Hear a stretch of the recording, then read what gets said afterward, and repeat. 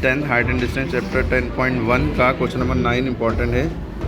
A ladder is placed, ladder माने होता है सीढ़ी। एक सीढ़ी रखते हैं भाई दीवार के सामने, ये अगेंस्ट रखते हैं ना, दीवार से सटा के, नीचे से दूर रखते हैं, ऊपर से दीवार चिपकी रहती है।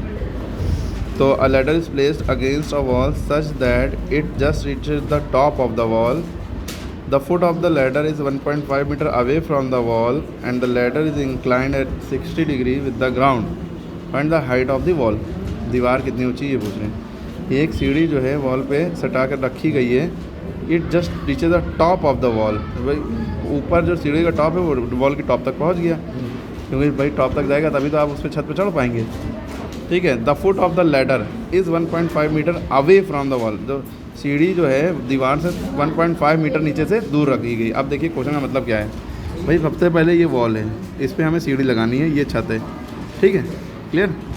अब इसका ये फुट है, सीढ़ी जब हम लगाते हैं तो यूँ करके लगाते हैं ना, यूँ करके लगाएंगे। कह रहे हैं ये जो सीढ़ी का नीचे का फुट है ये यहाँ से 1.5 मीटर अवे, कितने metre away? 1.5 metre away. 1.5 metre away यहाँ से।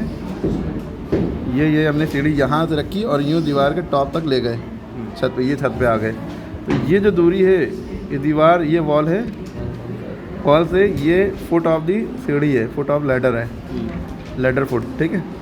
और ये कितना है, यहाँ से 1.5 मीटर दूर है, ठीक। पूछ रहे हैं, और जब ये सीढ़ी ग्राउंड से जो है एंगल जो बना रही है वो 60 डिग्री बना रही है। कितना बना रही है? 60 डिग्री।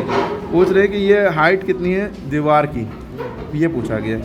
बेस दिया गया है, परपेंडिकुलर पूछा गया है। तो परपेंडिकुलर और बेस की जब भी बात होगी तो हमेशा tan थीटा लगेगा, ठीक है। तो आप फॉर्मूला कौन सा लगाएंगे? tan theta. tan थीटा का फॉर्मूला होता है परपेंडिकुलर अपॉन बेस, परपेंडिकुलर ऊपर बेस नीचे। थीटा की वैल्यू देखिए 60 डिग्री दी है, tan 60 आपने रखा, परपेंडिकुलर की वैल्यू निकालनी है, बेस की वैल्यू 1.5 दी है, ओके। tan 60 की वैल्यू होती है √3 होती है। वैल्यू याद होना चाहिए, एकदम पक्की हो। 1 अब पी की वैल्यू निकालनी है तो ये इधर क्रॉस मल्टीप्लाई हो जाएगा, तो √3 × 1.5, ये परपेंडिकुलर आ गया। अब इन दोनों को मल्टीप्लाई कैसे करें? तो √3 की वैल्यू आपको याद होना चाहिए 1.732, √2 की होती है 1.414, है ना। ये हो गया। अब इन दोनों को बस मल्टीप्लाई करना है, आंसर आ जाएगा मीटर में। तो इन दोनों को मल्टीप्लाई कैसे करेंगे? 1.732 1.5, पॉइंट मल्टीप्लाई में पॉइंट के नीचे पॉइंट लिखना ज़रूरी नहीं है, आंसर में पॉइंट डायरेक्ट लगाते हैं, ठीक है। 5 × 10, 5 × 3 = 15, 1 16, कैरी लगा 1, 5 × 7 = 35, 1 36, कैरी लगा 1, पॉइंट नहीं लगाएंगे, 5 × 1 = 5, 5 × 3 = 8। देखिए हमने कहीं पॉइंट नहीं लगाया, पॉइंट को शुरू में इग्नोर करते हैं जब मल्टीप्लाई करते हैं। ऐड सब्ट्रैक्ट करते हैं तो पॉइंट के नीचे पॉइंट रहना चाहिए, मल्टीप्लाई में पॉइंट के नीचे पॉइंट नहीं रहना चाहिए, लास्ट में आंसर में लगाते हैं, करते टाइम इग्नोर करते हैं।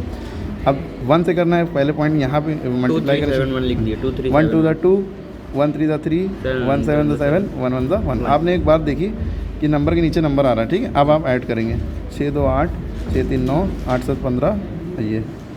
अब देखिए पॉइंट एक नंबर से पहले यहाँ पॉइंट है, एक नंबर से पहले यहाँ पॉइंट है, 1 2 3 नंबर से पहले यहाँ पॉइंट है। टोटल कितने नंबर हो गए? 1 2 3 4, 4 नंबर, 1 2 3 4 नंबर से पहले पॉइंट आएगा। 2.5980, 2.5980 मीटर ऊँची वॉल है।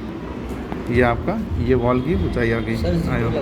जीरो लगाओ चाहे ना लगाओ, और इसको अप्रॉक्सीमेटली आप लिख भी सकते हैं 2.6 भी लिख सकते हैं, या ठीक है, क्योंकि ये 5 से बड़ा है तो इसमें 6.6 अप्रॉक्सीमेटली। इसको और लिखना चाहो अप्रॉक्सीमेटली 3 मीटर भी लिख सकते हो, क्योंकि पॉइंट के बाद जो पहला नंबर है 5 से बड़ा है, ठीक है। अप्रॉक्सीमेटली ऐसे कर सकते हैं। आई होप सो समझ में आ गया होगा। लाइक शेयर सब्सक्राइब कर दें। आंसर देखिए आपका 2.5980 दिया है यहीं पे, लेकिन अप्रॉक्सीमेटली आप 3 लिख सकते हैं, तो यहीं पे ख़त्म हो गया था सवाल, ओके। इसके बाद ये बचे हुए सवाल हैं, इनमें से कोई एक सवाल का 10 वाले का आंसर कमेंट में बताएं।